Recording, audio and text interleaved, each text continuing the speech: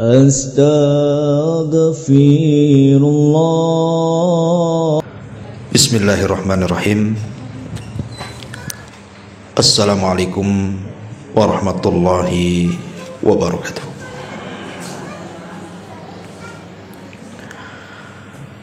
Alhamdulillah. Alhamdulillahilladzi hadana wa kafana waj'alana minal muslimin. Asyhadu an la ilaha illallah wahdahu rabbi la syarika lah wa asyhadu anna Muhammadan abduhu wa rasuluhu alladzi la nabiyya ba'da, amma ba'du. Alhamdulillah, segala puja dan puji hanya milik Allah subhanahu wa ta'ala. Salawat dan juga salam tak henti-hentinya kita curahkan kepada baginda alam Nabi besar Muhammad sallallahu alaihi wasallam. Pembahasan di pagi hari ini kita akan membahas amalan-amalan yang akan masuk ke dalam kuburan dan akan membela orang yang dalam kuburan dari para malaikat yang akan menyakiti kita dalam kuburan. Ma'asyiral muslimat yang dimuliakan Allah Azza wa Jalla, tentu juga masih ada kaitan dengan tazkiyatun nafas. Sebelum saya bahas apa saja amalan-amalan itu, baik, kita akan baca riwayatnya baru kita jelaskan. Disebutkan dari hadis Abi Hurairah radhiyallahu anhu. Hadis ini disahihkan oleh Al-Imam Al-Hakim berdasarkan syarat Muslim dan disepakati oleh Al-Imam Al-Zahabi. Tetapi sekelompok para ulama mengatakan bahwa isnadnya atau sanadnya tidak sampai sahih, tetapi derajatnya sampai kepada hasan, sebagaimana dijelaskan dalam kitab Majma' Az-Zawaid karya Al-Imam Al-Haythami, dan juga dicantumkan oleh Syekh Nasiruddin Al-Albani dalam kitabnya Sahihut Targhib dan juga Tarhib. Dari Abu Hurairah radhiyallahu an, Nabi sallallahu alaihi wasallam bersabda, "Innal mayyita idza wudi'a fi qabrihi innahu yasma'u hafqa ni'alihim hatta yuwalluna anhu." Sesungguhnya si mayat ketika diletakkan di kuburnya, maka ia mendengar suara sandal orang-orang yang mengantarkannya sampai mereka kembali pulang. Fa in kana mu'minan, kalau si mayat itu seorang mukmin, kanatis salatu inda ra'sihi, maka salat akan berada di sisi kepalanya. Wa kana siyamu an yaminihi, dan puasa ada di sebelah kanannya. Wa kanatiz zakatu an shimalihi, dan zakat di sisi kirinya. Wa kana fi'lul khairat min sadaqati wassilati wal ma'rufi wal ihsani ilan nas inda rijlaihi. Adapun perbuatan-perbuatan baik yang lainnya seperti sedekah, silaturrahim, perbuatan ma'ruf dan kebaikan kepada manusia lain, maka akan berada di sisi kakinya. Fayu'ta min kibali ra'sihi, lalu malaikat akan mendatangi dari arah kepalanya. Fataqulus salatu, maka salat akan berkata, ma kibali madkhalun. Kata salat kepada malaikat yang hendak mendatangi dari arah kepalanya tersebut akan mengatakan, tidak ada jalan masuk dari arahku. Thumma yu'ta an yaminihi, maka malaikat akan mendatangi dari sebelah kanannya. Fayaqulu siyam, maka puasa akan berkata, ma kibali madkhal, tidak ada jalan masuk dari arahku. Thumma yu'ta an yasari, maka malaikat akan datang dari sebelah kiri. Fataqulus az-zakatu, maka zakat akan berkata, ma kibali madkhal, tidak ada jalan dari arahku. Thumma yu'ta min kibali rijlaihi, fataqulu fi'lul khairati min sadaqati wassilati wal ma'rufi wal ihsani ilan nas, ma kibali madkhal. Maka ketika malaikat mengarah dari arah kedua kakinya, maka berkatalah amalan-amalan kebaikan dari sedekah, silaturahim, perbuatan yang ma'ruf, berbuat ihsan kepada manusia, tidak ada jalan dari arah kami.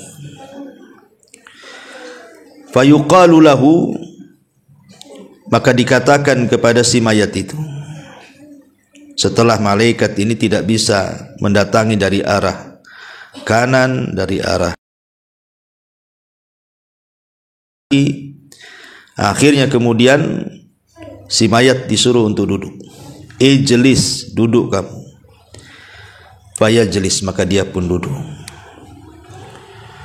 Wa qad muthilat lahu syamsu wa qad udiyat lil ghurubi. Kemudian setelah kemudian disuruh duduk, maka ia pun duduk, dan dihayalkanlah kepada si mayat ini bahwa matahari hampir terbenam. Kemudian dikatakan kepadanya, ara'aitaka hadzal rajul alladhi kana fikum ma taqulu fihi wa ma tashhadu bihi alaihi. Tahukah kamu dengan laki-laki ini yang dahulu ada di tengah-tengah kamu, apa yang kamu katakan tentangnya dan apa yang kamu saksikan atasnya? Fayaqul, maka dia pun berkata, da'uni hatta usalli, jangan sibukkan dengan pertanyaan itu. Ini matahari mau tenggelam, aku mau sholat. Fayaquluna, maka para malaikat mengatakan, innaka sataf'al akhbirna amma nas'al anhu. Kemudian dia pun mengatakan, kamu akan melakukannya, tapi kabarkan dulu kepada kami apa pendapatmu tentang laki-laki itu dan apa yang kamu saksikan atasnya. Kemudian orang ini mengatakan, qala fayaqulu Muhammadun asyhadu annahu Rasulullah. Yang kau tanyakan itu maksudnya Muhammad, dan aku bersaksi dia adalah Rasulullah. Wa annahu jaa bil haqqi min indil, dan dia datang dengan kebenaran min indillah, dari sisi Allah. Fayuqalu lahu, maka dikatakan kepadanya, ala dzalika hayyita wa ala dzalika mutta wa ala dzalika tub'atsu insyaallah. Kemudian dikatakan kepada si mayat ini, di atas hal itulah kamu hidup, di atas itulah kamu mati, dan di atas itu pula lah kamu akan dibangkitkan. Kemudian dibukakan kepadanya sebuah pintu dari sorga, dan dikatakan kepada si mayat ini, hadza maq'aduka minha, inilah tempat dudukmu di sorga. Wa ma'addallahu laka fiha, dan apa yang Allah janjikan untukmu. Fayazdadu ghibtatan wa sururan, maka dia pun semakin rindu, semakin bahagia. Kemudian setelah dia melihat sorga dan dia pun semangat dan bahagia, tiba-tiba yuftahu lahu babun min abwabin nar, padanya pintu neraka. Setelah dibukakan pintu sorga dia senang, tiba-tiba pintu neraka pula dibuka sama dia. Fayuqalu, dan dikatakan lahu kepadanya, hadza maq'aduka minha, inilah sebenarnya tempat dudukmu. Wa ma'addallahu laka fiha, dan apa yang Allah janjikan untukmu, lau asaitahu, seandainya dulu kau di dunia bermaksiat. Fayazdadu ghibtatan wa sururan, maka dia semakin senang karena tidak jadi kan dimasukkan ke neraka. Summa yufsahu lahu fi qabrihi sab'una dhira'an, kemudian diluaskan kuburnya sejauh 70 hasta. Wa yunawwir lahu fihi, kemudian didatangkan cahaya yang tadinya gelap menjadi terang benderang dalam kuburnya. Wa yu'adul jasadu lima bada'a minhu, ya. Lalu dikembalikan ruhnya ke dalam jasadnya.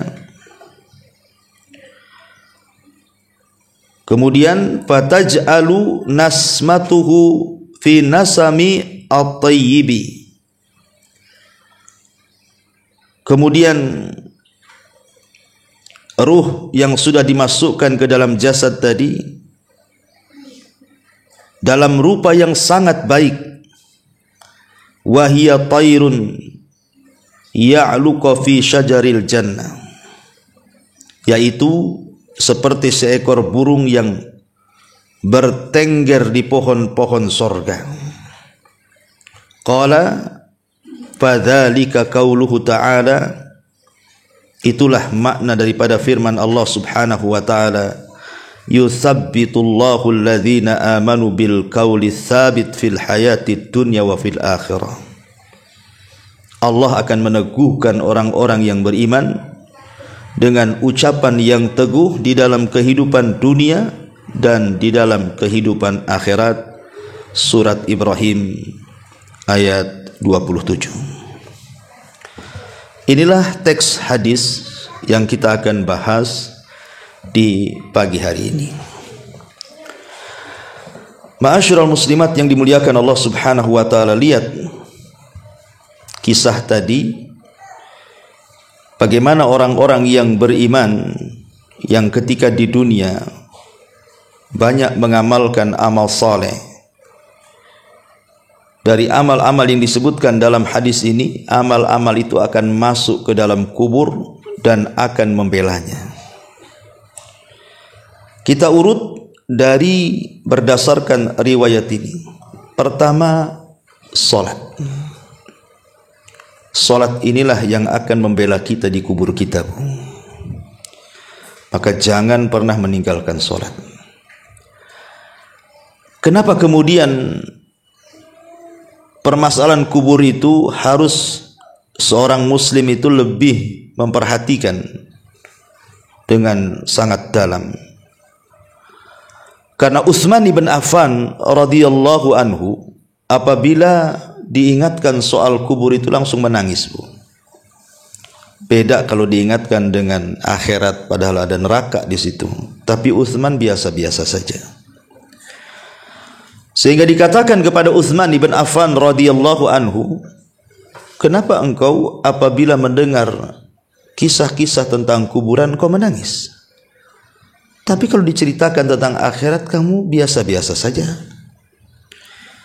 Maka Utsman bin Affan radhiyallahu anhu mengatakan, celaka kalian. Bukankah kubur itu raudun min riyadil jannah au hufratun min hufarin nar? Bukankah kuburan itu bisa jadi taman yang menuju ke taman-taman sorga, atau boleh jadi dia adalah sebuah gua yang menakutkan yang akan menembus neraka? Itulah aku menangis. Makanya dari sini salah satu amalan yang sangat luar biasa bisa menyelamatkan kita di kuburan itu adalah solat, karena solat akan masuk ke dalam kuburan kita dan dia akan menjaga kepala kita. Jelas-jelas dia membela ketika malaikat akan datang kepada kita, dia pun membela kepala kita dan mengatakan, tidak ada jalan untukmu ke sini. Subhanallah, dari sini solat itu penyelamat. Kemudian yang kedua, solat itu adalah ibadah yang paling efektif untuk menggempur dosa. Dalam sebuah hadis Nabi SAW mengatakan, "Ara'aitum law anna nahran bi babi ahadikum yagtasilu minhu kulla yawmin 5 marrat hal yabqa min daranihi syai'un?" Qalu la yabqa min daranihi syai'un. Faqala an-nabiy SAW, "Fadzalika mithlu as-salawatil khams yamhullahu bihinnal khataya." Muttafaqun alaih. Kata Nabi SAW, bagaimana pendapatmu kalau engkau punya sungai di depan rumahmu itu dan engkau mandi 5 kali dalam sehari di sungai yang bersih, yang jernih itu? Bukankah aku akan bersih badanmu dari kotoran-kotoran, debu yang menempel di badanmu itu, atau daki-dakimu akan hilang? Maka sahabat tentu Rasul, kalau orang mandi 5 kali, ya habislah daki di badan tuh. Kata Nabi SAW, itulah solat 5 waktu. Sama dengan kita membersihkan di sungai sehari 5 kali. Lihat bagaimana keutamaan solat. Pertama, menyelamatkan dan membela kita di kuburan. Yang kedua, sebab terbesar dosa kita akan diampuni. Bahkan yang lebih hebat dibandingkan itu, Bu, solat itu penyebab terbesar kita akan mendapatkan nikmat di akhirat melebihi nikmat sorga itu sendiri.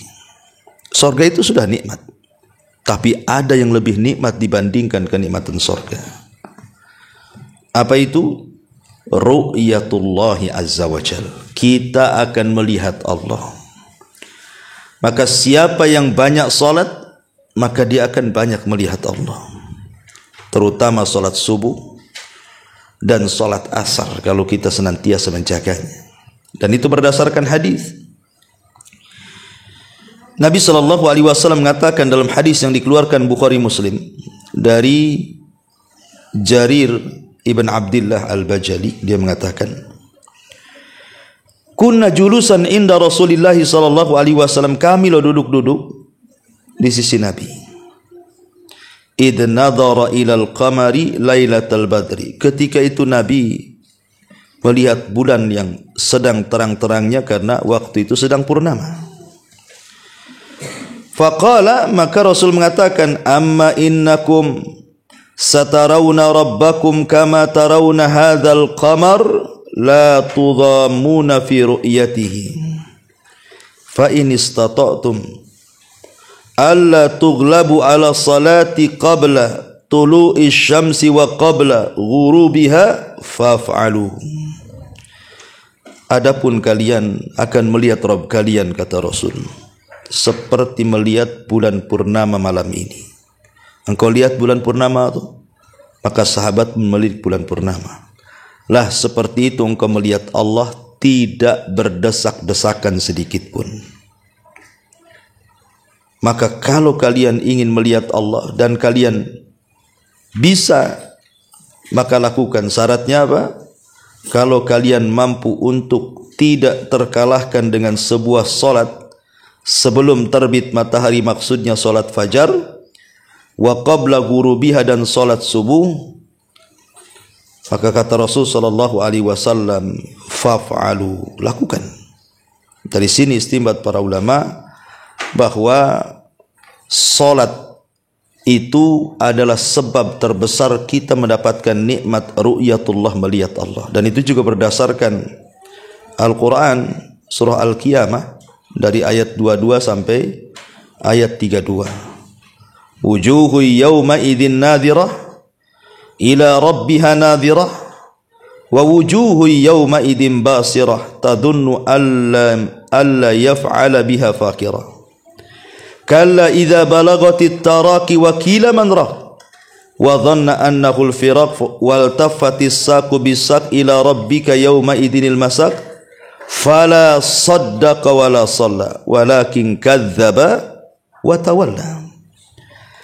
Wajah-wajah orang yang beriman pada hari itu berseri-seri, kepada Tuhannya lah mereka melihat, dan wajah-wajah orang kafir pada hari itu muram.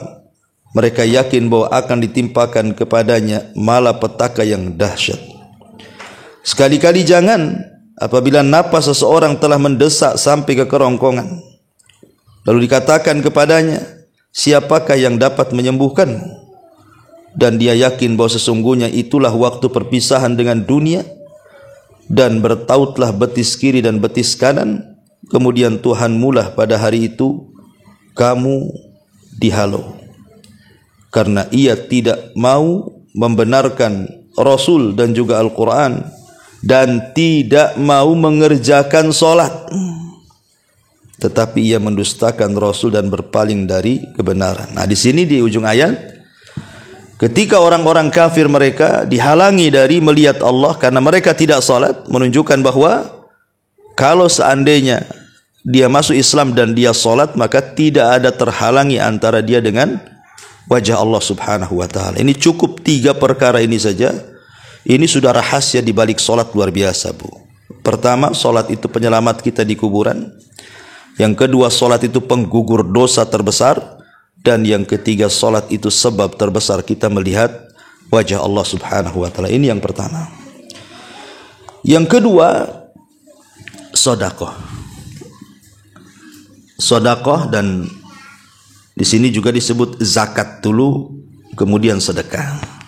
Apa sih bedanya zakat dengan sedekah nih, Bu? Ya.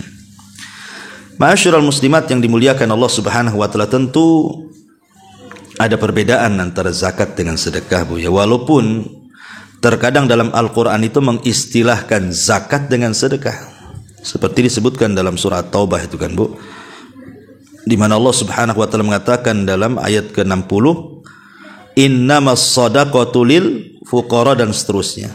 Jadi Allah membahasakan zakat itu dengan sedekah.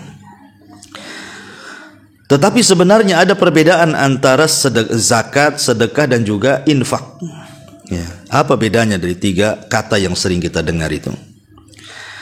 Kita akan membahas apa perbedaan zakat dengan sedekah dulu. Zakat itu, Bu, itu diwajibkan Islam dengan benda-benda tertentu seperti emas, perak, pertanian, perdagangan, hewan ternak. Nah, itu khusus, itu berkaitan dengan itu zakat itu. Tapi kalau sedekah tidak mesti, ya, tidak mesti dengan yang sudah ditetapkan. Umpamanya kalau zakat ternak, ada unta, ada sapi, ada kambing. Kalau sedekah tidak perlu, boleh juga pakai ayam, kan gitu ya. Mentok, bebek, terserah. Ya, lebih umum sedekah itu. Kemudian kalau zakat itu kan ditentukan tuh haul dan nisabnya, Bu. Harus setahun. Ya, kemudian ada nisabnya. Kalau sedekah kan tidak ditentukan, harus setahun, dan tidak ditentukan kadar nisabnya juga gitu ya. Kemudian yang ketiga, zakat itu diberikan kepada orang-orang tertentu yang disebutkan oleh surah At-Taubah 60 itu kan 8 asnaf. Tapi kalau sedekah sama orang kaya pun boleh. Ya, namanya sedekah, nolong, ya kan?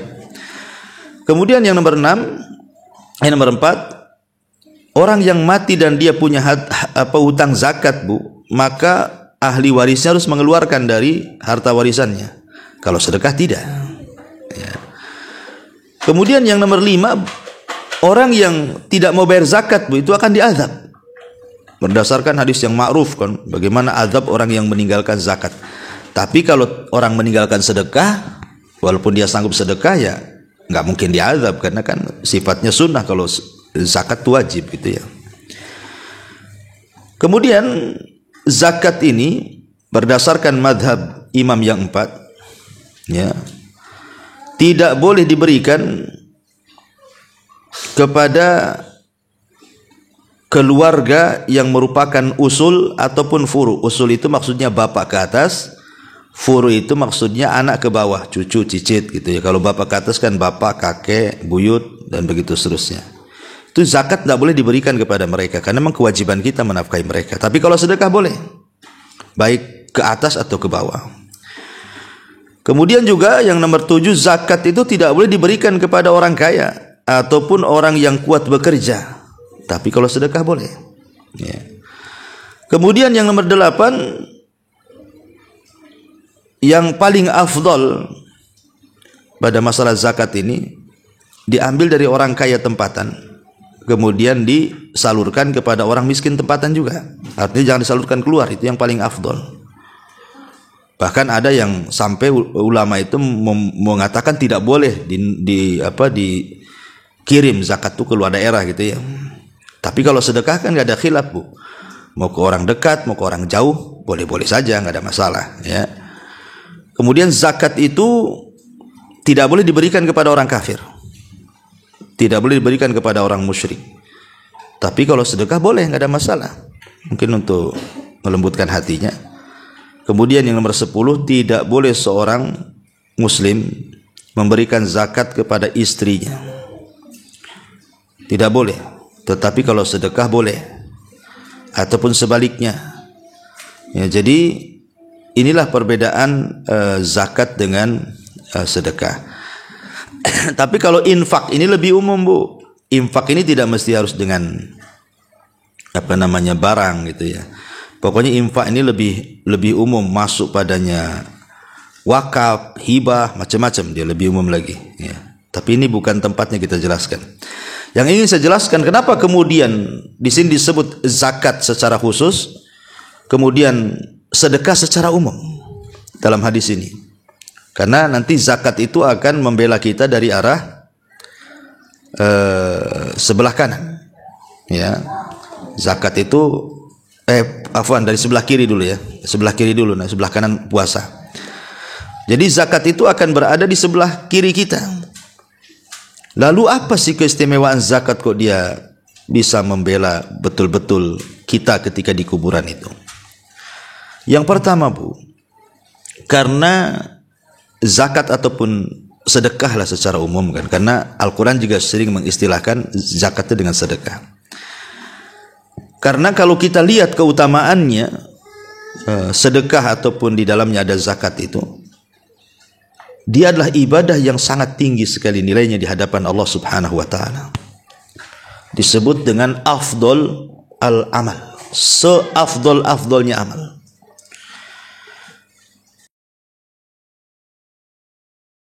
Maka Rasul mengatakan idkhal as-surur 'alal mu'min, memasukkan kebahagiaan kepada hati seorang mukmin. Dengan cara apa? Yaqdi an hudainan, ikut membayarkan hutang. Dan membayar hutang bisa dari uang zakat. Ya, jadi ada saudara kita terlilit hutang, kemudian kita punya tanggungan zakat, maka kita zakatkan kepada orang yang terlilit hutang supaya bayar hutang. Kemudian yaqdi lahu hajah, ataupun kepada orang yang punya hajat, mungkin dia miskin, kelaparan, dan begitu seterusnya, sehingga butuh dibantu, zakat bisa disalurkan. Karena bagaimanapun orang-orang fakir dan miskin masuk dalam asnaf zakat, dan juga masuk dalam sedekah juga ya. Termasuk juga yanfusulahu kurbatan, bisa menghilangkan kurba, kesulitan. Intinya bahwa sedekah dan zakat ini seafdal-afdal amal. Yang kedua, bisa menghindarkan mara bahaya. Kata Nabi SAW, "Sana'iul ma'ruf taqi masari as-su wal afat wal muhlikat." Jadi perbuatan-perbuatan bisa memalingkan kita dari perbuatan buruk atau kejadian buruk atau peristiwa yang akan menghancurkan, peristiwa yang akan mencelakakan. Kita bisa dihindar dari bala dan bencana gara-gara sedekah. Kenapa? Karena sedekah ini bisa menggugurkan atau meredam, ya, bahasanya meredam kemurkaan Allah Subhanahu wa taala. Ya. Termasuk juga orang yang bersedekah itu pahalanya dilipat gandakan. Pahala orang bersedekah itu lipat gandakan. Sampai Allah mengatakan dalam surah Al-Hadid ayat 18 itu kan, innal musaddiqina wal musaddiqati innal musaddiqina wal musaddiqati wa aqridullaha qardan hasana yudha'af lahum wa lahum ajrun karim. Ketika Allah mengatakan dan mereka wa aqradu menggadaikan dengan Allah Subhanahu wa taala dengan gadaian yang baik, maka akan dilipat gandakan tuh pahalanya dan bagi mereka pahala yang baik. Dan banyak lagi, karena seperti mampu menghapuskan dosa-dosa, ya jelas ya kan. Kemudian juga hartanya menjadi berkah dan bertambah. Kemudian juga bisa terjaga dari azab Allah, dan penyebab terbesar juga masuk surga. Kemudian juga sedekah sebagai dalil keimanan kita. Maka disebut sedekah itu dari kalimat sodaqah, membenarkan. Jadi ketika sedekah itu kalau kita tidak bersedekah padahal kita mampu sedekah, berarti dipertanyakan keimanannya, karena itu menunjukkan kejujuran iman seseorang sedekah itu. Ya. Termasuk juga sedekah ini juga adalah pintu-pintu terbukanya sebuah kebaikan. Macam-macam kebaikan itu banyak masuk dari pintu sedekah. Dan banyak lagi lah, karena sedekah ini seagung inilah, maka kenapa kemudian zakat ini akan membela kita di sebelah kiri kita. Kemudian yang ketiga, puasa. Puasa, ya. Ma'ruf puasa jelas keutamaannya, karena satu hari ibu berpuasa di jalan Allah Subhanahu wa taala, kata Nabi SAW, man shoma yauman fi sabilillah ba'adallahu wajhahu anin nari sab'ina kharifa, maka wajah ibu akan dijauhkan dari api neraka itu 70 tahun perjalanan. Sampai di mana nih kalau ibu jalan 70 tahun berhenti itu, Bu? Udah jauh tuh. Sejauh itulah wajah kita dijauhkan dari api neraka. Itu yang puasa sunnah, Bu.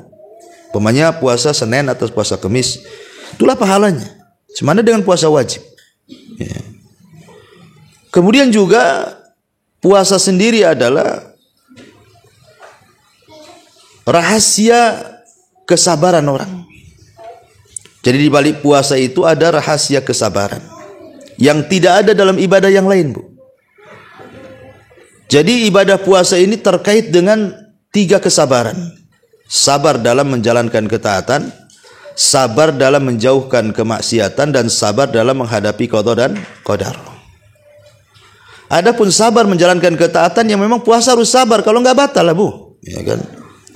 Kemudian yang kedua, sabar dari meninggalkan maksiat. Jangan sampai ketika berpuasa ibu gibah, habis puasanya pahalanya, percuma lapar-lapar kan gitu.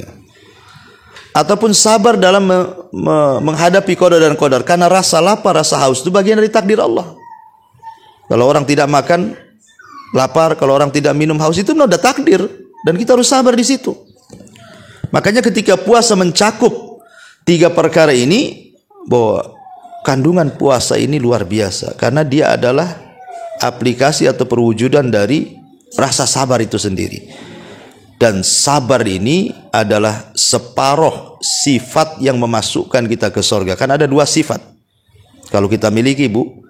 2 sifat inilah penyumbang terbesar kita masuk surga. Pertama sabar, yang kedua syukur. Sabar akan musibah dan syukur akan nikmat. Orang kalau dihiasi dengan 2 sifat ini, inilah yang paling menonjol.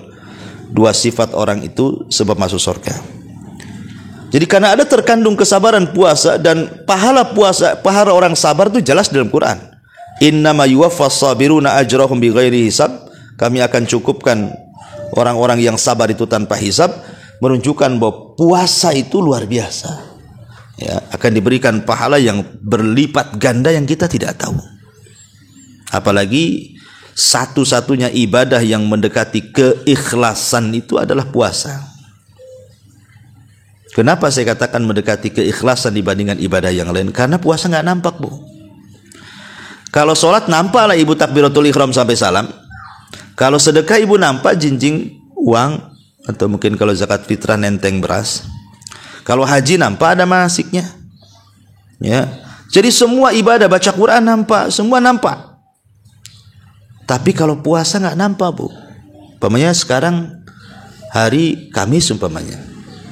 Mungkin di antara ibu ada yang puasa, ada yang tidak. Mana ibu tahu di samping ibu puasa? Tahu Ustaz, gimana caranya? Nih kami edarkan aqua gelas, tadi minum sama dia tuh. Jangan-jangan dia puasa tuh. Belum tentu.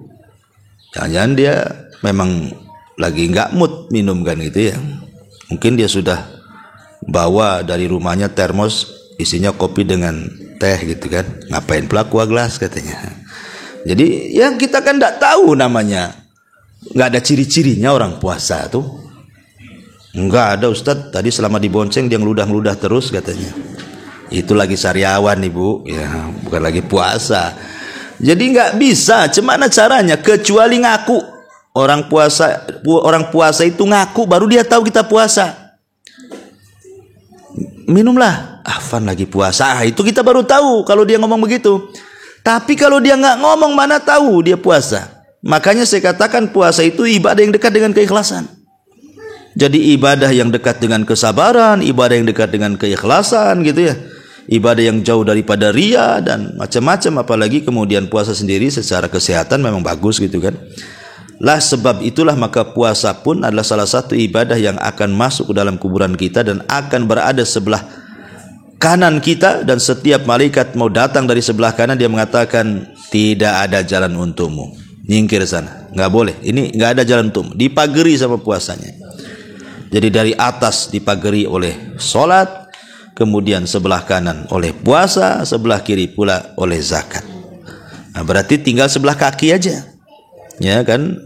Kepala selamat, kanan selamat, kiri selamat, berarti yang tidak selamat tinggal kaki. Tapi kaki pun akan selamat kalau seandainya kita mengerjakan kebaikan atau kebajikan, kemudian di antaranya disebut dalam hadis ini pertama sedekah, dan tadi saya sudah bahas. Kemudian yang kedua silaturahim, ya, menyambung silaturahim yang putus dengan saudara, dengan kerabat, dengan orang tua disambung gitu ya. Kemudian wal ma'ruf, ya, dan juga al ma'ruf. Apa itu ma'ruf? Ya, ma'ruf itu ya macam-macam penafsiran para ulama, seperti umpamanya ma'ruf itu setiap kebaikan itu disebut ma'ruf. Ya, setiap kebaikan itu disebut ma'ruf. Umpamanya ibu senyum itu bagian daripada ma'ruf. Ibu nolong orang itu bagian ma'ruf gitu ya. Pokoknya hal-hal yang dipandang baik itu disebut ma'ruf. Kemudian juga al-ihsan ilal ghair, berbuat baik kepada orang lain. Al-ihsan dikatakan oleh Imam At-Tabari, artinya antakuna sariratuhu ahsan min alaniyatihi. Jadi yang dimaksud ihsan itu yang tersembunyi itu harus lebih baik dibandingkan yang nampak. Yang tersembunyi di hati itu lebih baik dibandingkan yang tampak. Tapi kan kita malah terbalik, yang tampak lebih baik. Makanya sering saya nasihatkan, Bu. Kadang-kadang ada orang yang mungkin dapat hidayah baru masuk gitu kan. Kemudian dia mulai ngaji, dengar YouTube, mulai pakaiannya baguslah, nutup aurat, ya, pakaiannya besar-besar, pakai niko, pakai jilbab, pakai kaos kaki kan gitu. Jangan sampai hijrah itu hanya sekedar hijrah pakaian. Itu yang banyak di masyarakat nih. Hijrah itu cuma pakaiannya saja. Jadi yang ketika dia hijrah itu yang dipikirkan itu pakaian aja. Ya, setiap pegang handphone Bu, masuk ke Tokopedia itu Bu, itu yang klik di pertama cadar. Keluar macam-macam cadar kan. Pakaian syar'i, keluar macam-macam. Itu aja ditengok tuh. Kemudian pikir nih, gimana belinya? Di mana? Gimana cara dapat duitnya? Akhirnya harus dikumpulkan nih, setahun baru bisa nih. Nah, jadi atau kalau keluar itu dandan di kaca itu sampai mau pecah kacanya Bu. Jadi mungkin saking lamanya gitu ya. Itu kan takut mereng, takut ada binti, takut apa. Apa yang mau dilihatkan ibu aja pakai cadar kan gitu. Nah, ibu mau lihatkan pakaian kan, berarti di situ. Lah jangan sampai hijrah itu hanya di pakaian, jangan sampai itu nggak ihsan namanya. Karena ihsan itu disebut oleh Imam Tabari yang di dalam itu harus lebih baik dibandingkan yang di luar. Ya, karena banyak gitu ya. Kok udah ngaji masih gibahnya lebih dahsyat dibandingkan ketika masih belum ngaji. Kenapa saya katakan lebih dahsyat? Karena kalau belum ngaji, mungkin belum tahu ilmunya Bu, belum tahu dosanya. Yang gibah aja dia kerjanya. Ini udah ngaji, udah tahu dosanya. Ustaz-ustaz pun udah sering, udah bolak-balik nasihati dari macam-macam ustaz. Tetap aja gibah. Gibahnya beda. Ya, kalau di masyarakat ya gibahnya ya umum lah. Biasanya gibah tetangga kalau baru beli motor, beli mobil, bisa bangun rumah, ada tamu. Itu mulai itu digibahi sama itu. Tapi kalau udah ngaji, ya itu juga bagian gibah. Tapi biasanya gibahnya lain. Ya gibahnya agak syar'i lah. Nggak ada gibah syar'i itu ya. Ya gibah ya dosa lah. Nah, cuman yang digibah ya sesama umahat yang sudah ngaji, sampai ke ustadznya digibahi kan itu ya. Jadi kena semua. Gibah masalah dilarang, jangan ngaji ke sana. Itu saya dengar Ustadz Anu itu gini ustadznya yang kena. Ya, itu kan gibah Bu. Nah, jadi beda hukum itu. Lebih parah lagi orang ngaji gibahnya. Karena dia tahu hukum masalahnya. Jadi saya nasihatkan Bu, kalau bisa hijrah ya hijrah. Mendingan hijrah hatinya daripada pakaiannya. Daripada hijrah pakaian hatinya tak pula tak hijrah, masih kotor, masih penuh hasad, dengki dan begitu seterusnya. Karena itu belum sampai ke taraf ihsan namanya. Nah, ihsan juga disebutkan dalam sebuah riwayat dari Musnad Abi Hanifah rahimahullahu taala. Dia mengatakan qala al-ihsan an ta'mala lillah. Tiap yang kita beramal ditujukan kepada Allah, itulah ihsan. Dan dalam riwayat Muslim antahsyallaha ka'annaka tarahu fa innaka illam takun tarahu fa innahu yara. Jadi ihsan itu seolah-olah engkau takut kepada Allah. Kalaupun tidak bisa, maka yakinlah Allah melihat kita. Ya. Intinya bahwa ihsan itu kalau diterjemahkan adalah kebaikan. Dan kebaikan itu sering saya ulang-ulang Bu. Ya, jangan meremehkan sekecil apapun kebaikan. Walaupun kecil. Jangan. Karena kecil ini terkadang bisa menyelamatkan orang dari neraka dan dimasukkan ke surga. Sampai-sampai Rasul mengatakan fattakun nar walau bisyikit tamrah. Takutlah akan neraka walaupun kau sedekah dengan separuh biji kurma. Separuh kurma itu mana mengenyangkan Bu. Tapi Rasul mengatakan seperti itu. Karena nanti pada hari kiamat itu ada orang-orang Bu diletakkan di tempat yang paling tinggi di antara sorga dan neraka, yang disebut dengan Ashabul A'raf.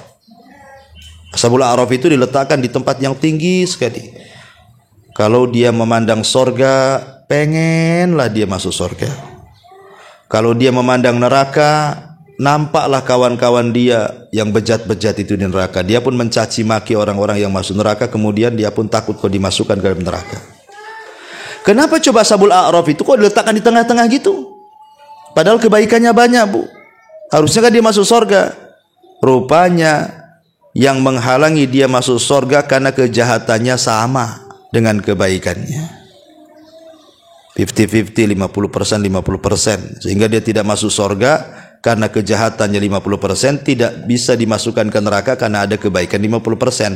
Coba kalau seandainya dari 50% yang ia punya dari kebaikan itu, mungkin ditambahlah dengan cara tadi infak walaupun separuh kurma.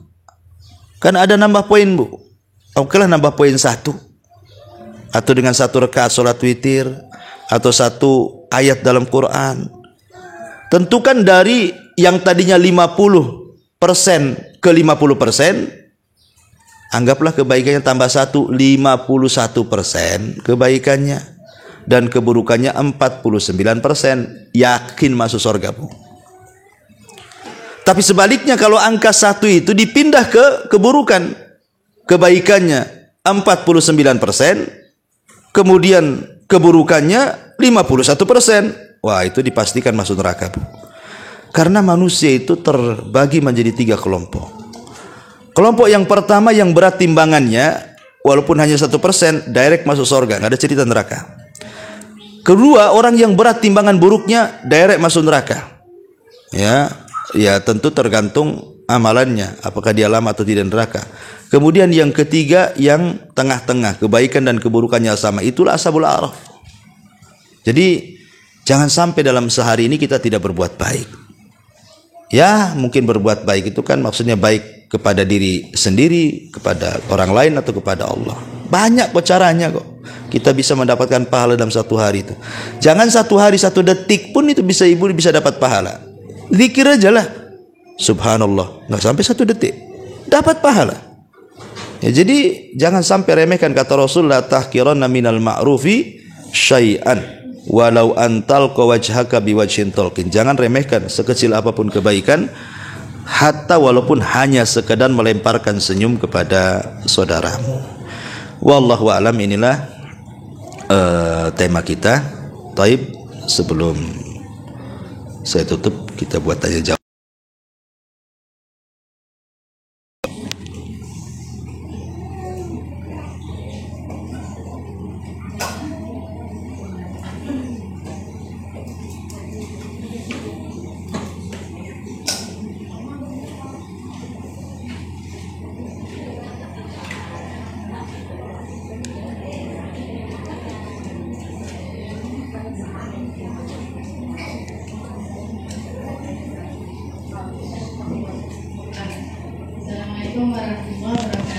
Ya, waalaikumsalam warahmatullahi wabarakatuh. Ini tentang ashabul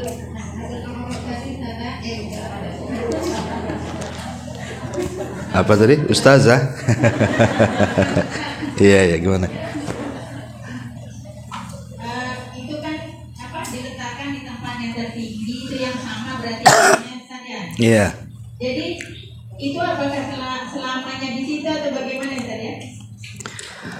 Iya. Ashabul A'raf itu sebagian ulama menjelaskan bahwa mereka orang yang terakhir dihisab.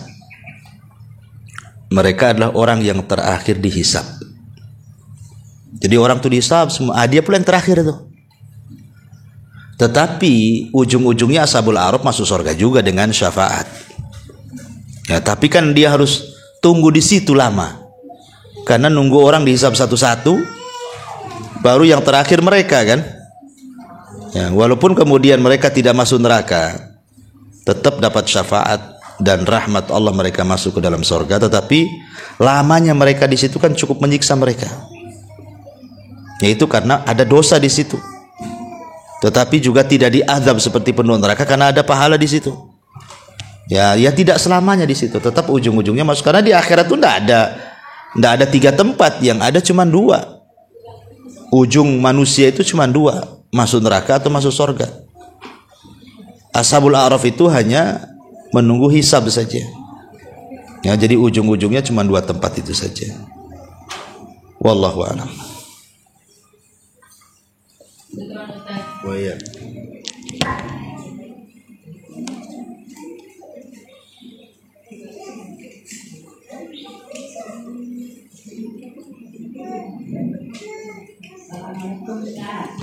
Ya, waalaikumsalam warahmatullahi. Ini yang saya tanyakan masalah fitrah.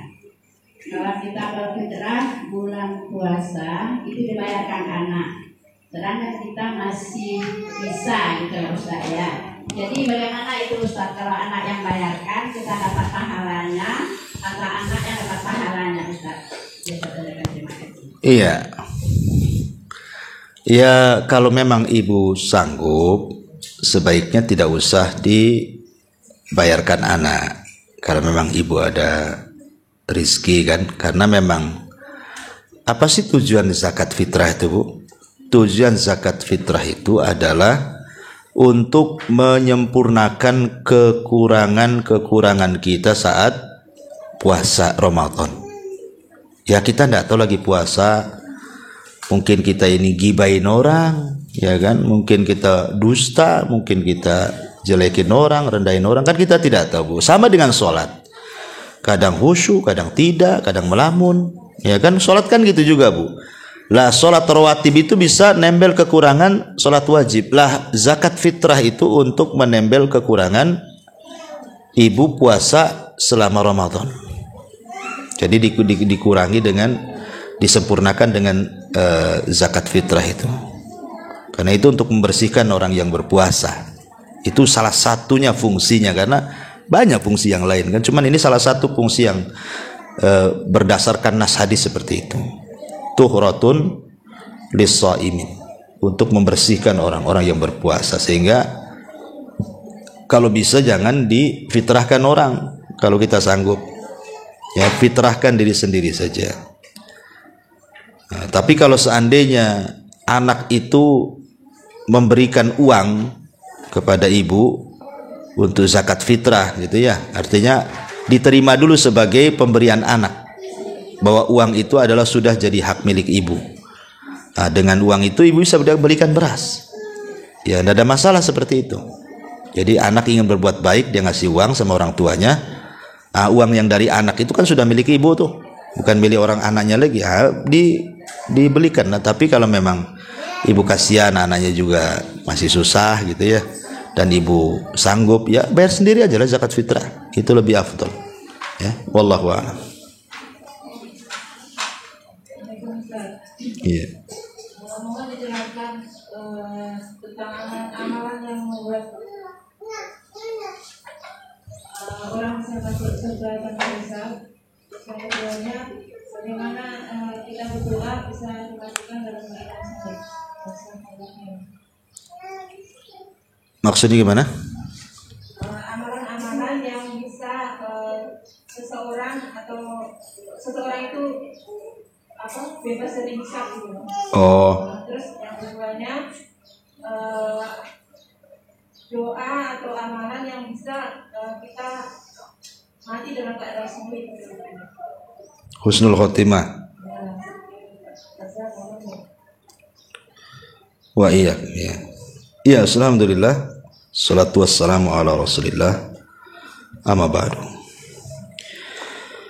Ada sebuah hadis yang ma'ruf ya, ketika Nabi sallallahu alaihi wasallam diperlihatkan umatnya pada hari kiamat.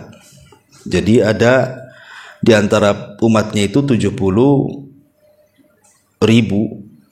yang masuk surga tanpa hisab dan adab. Nah, salah satunya kemudian Nabi SAW menjelaskan itu maksudnya siapa sih kelompok ini. Maka Rasul Shallallahu Alaihi Wasallam menyebutkan 4 sifat. Ya, 4 sifat. Pertama, alladzina la yastarqun, orang-orang yang tidak minta diruqyah. Sebenarnya minta diruqyah boleh, ya, kalau memang mendesak, kata Syekh bin Baz, kalau tidak salah. Kalau memang tidak ada cara lain pengobatan, maka ruqyah itu sebagai alternatif terakhir gitu maksudnya. Maka itu tidak mempengaruhi, tidak terkeluar dari 70 orang yang masuk surga tanpa adab dan hisab. Tapi kalau sebenarnya obat lain banyak, ataupun dia pun bisa meruqyah diri sendiri, ngapain Pak? orang lain ngeruqyah dia, kan gitu ya. Nah, maka ketika kita ada alternatif yang lain, sedikit-sedikit minta ruqyah, ya itulah yang terkeluar dari orang-orang yang tanpa hisab dan adab. Kemudian yang kedua, wala yaktawun, orang yang menggunakan besi-besi panas dijadikan pengobatan. Kenapa? Karena ini mengurangi tauhid. Sama dengan ruqyah, minta ruqyah mengurangi tauhid karena takut ada ketergantungan hatinya dengan si peruqyah, bukan dengan Allah. Ataupun orang yang berobat dengan besi yang disundut itu, dengan besi panas, takut timbul rasa takut yang berlebihan sehingga dia takut kepada besi bara api dibandingkan takut dia kepada Allah Subhanahu wa taala. Ya. Kemudian kata Nabi SAW, menganggap sial barang, benda, binatang, mimpi, itu karena mengurangi tauhid juga. Dan yang terakhir, wa ala rabbihim yatawakkalun, dan kepada Rabbnya mereka pun bertawakal kepada Allah Azza wa Jalla. Memang ini agak berat, Bu. Ya, berat ya. Tawakal itu bukan perkara yang mudah, memang berat sekali karena itu kan menyandarkan hati kepada Allah. Terkadang ketika kita ini diuji oleh musibah saja, kadang-kadang hati kita ini bisa berubah, ya. Nggak susah untuk tawakal kepada Allah tuh. Baru diuji sedikit saja kita tawakalnya kepada makhluk. Ya, kadang-kadang seperti itu. Tapi kalau orang bisa melalui 4 perkara ini, ya insya Allah berdasarkan sabda Nabi dia akan masuk surga tanpa hisab dan azab. Termasuk juga para mujahidin, ya, orang-orang yang berjihad di jalan Allah Subhanahu wa taala. Ya, tetapi apakah orang yang mati syahid itu juga harus mati di medan tempur? Tidak. Niat ingin mati syahid aja kalau meninggal di rumahnya sudah dianggap mati syahid. Ya. Ya, intinya Bu, banyak-banyak berdoa minta kepada Allah agar diwafatkan kelak tanpa hisab dan azab. Ya. Ini yang pertama. Pendek-pendek aja. Yang kedua tadi, penyelamat apa tadi? Amalan penyelamat azab kubur. Ulangi, Bu. Oh, dimatikan dalam keadaan husnul khotimah. Ya banyak, Bu. Intinya kalau husnul khotimah kan berkaitan dengan amal soleh, Bu. Pokoknya, Bu, banyak amalan-amalan yang jelas.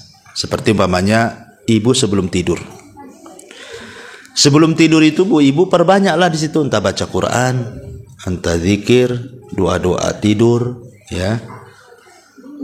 Perbanyak amal soleh sebelum tidur itu. Kalau Allah Subhanahu wa ta'ala takdirkan kok ibu nggak bangun lagi alias mati, insya Allah, Bu, ibu husnul khotimah. Kalau sebelum tidurnya ibu tidak melakukan maksiat dan disibukkan dengan ibadah. Kenapa? Karena orang yang menjaga wudhu saja sebelum tidur, umpamanya ibu belum tidur kemudian menjaga wudhu, saat ibu tidur itu jadi ibadah, Bu. Karena ada malaikat samping kanan kiri ibu. Kalau ibu berguling ke arah kanan, malaikat sebelah kanan mengatakan, ya Allah ampuni orang ini, ya Allah rahmati orang ini. Apabila dia berguling ke sebelah kiri, maka malaikat sebelah kiri juga akan mengatakan sama, ya Allah ampuni orang ini, ya Allah rahmati orang ini. Masalahnya ini guling-guling sana sini, Ustaz. Tetap dia didoakan malaikat sampai pagi. Sehingga kalau Allah takdirkan didoakan malaikat sampai pagi, otomatis dia kalau meninggal husnul khotimah lah. Jadi orang itu mudah melihat husnul khotimah atau tidak, lihat amalan sebelum tidurnya, Bu. Kalau amalan sebelum tidurnya begadang, maksiat, dugem, minum, dan begitu seterusnya, kan. Kemudian pulang langsung tidur, kok besoknya nggak bangun lagi, itu alamat sul khotimah tuh. Ya, kemudian juga selain daripada itu yang khusus ya seperti talabul ilmi. Ibu datang dari rumah kemari niatnya karena ingin belajar. Kalau takdirkan di tengah jalan mungkin ada yang ugal-ugalan, ibu sudah hati-hati tetap juga ditabrak orang, Allah takdirkan pula meninggal.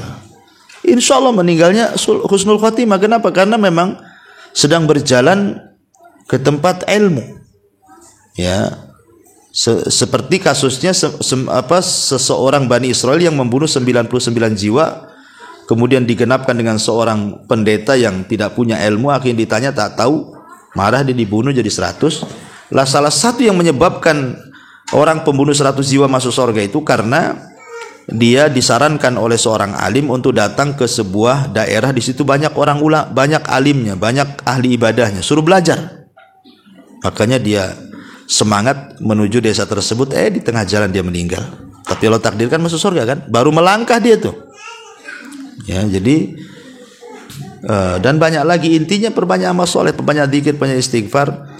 Karena bagaimanapun ada hadis yang mengatakan manusia itu bangkit atau dibangkitkan pada hari kiamat sebagaimana ketika dia mengakhiri kehidupannya, dan orang itu akan diwafatkan oleh Allah sebagaimana kebiasaan hidupnya.